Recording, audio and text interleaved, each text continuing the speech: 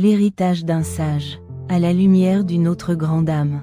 Il y a des êtres dont la vie transcende le temps, dont les paroles résonnent à travers les générations, et dont les actions inspirent des millions.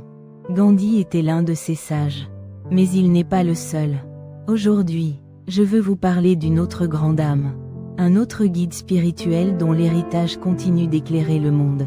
Martin Luther King Jr. Un rêve qui a changé le monde. Martin Luther King Jr.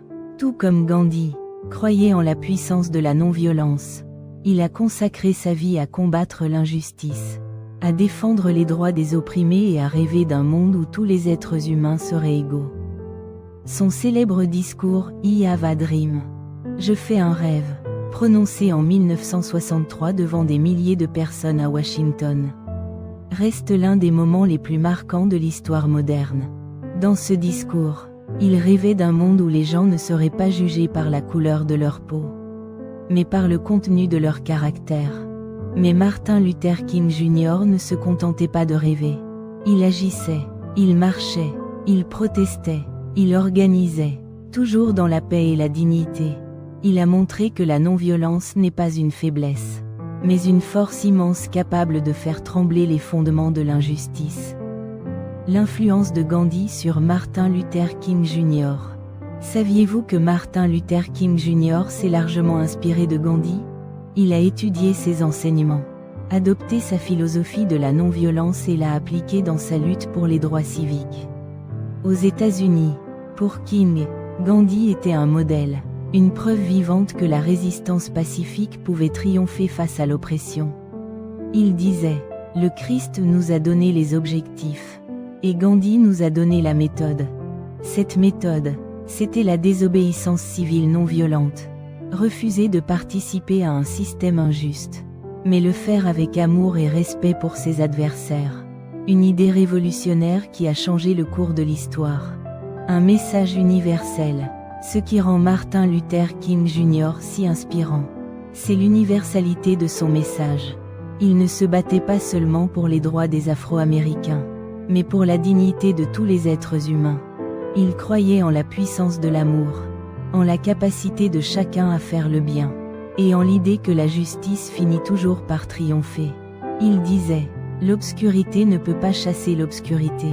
Seule la lumière le peut. La haine ne peut pas chasser la haine.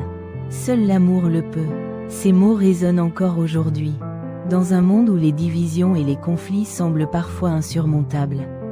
Il nous rappelle que nous avons tous un rôle à jouer dans la construction d'un avenir meilleur. Un héritage vivant. Martin Luther King Jr. a payé le prix ultime pour ses convictions. Assassiné en 1968, il a laissé derrière lui un héritage qui continue d'inspirer des générations.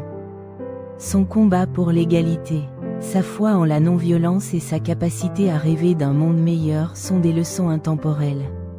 Elles nous rappellent que le changement commence par nous, par nos choix, par nos actions.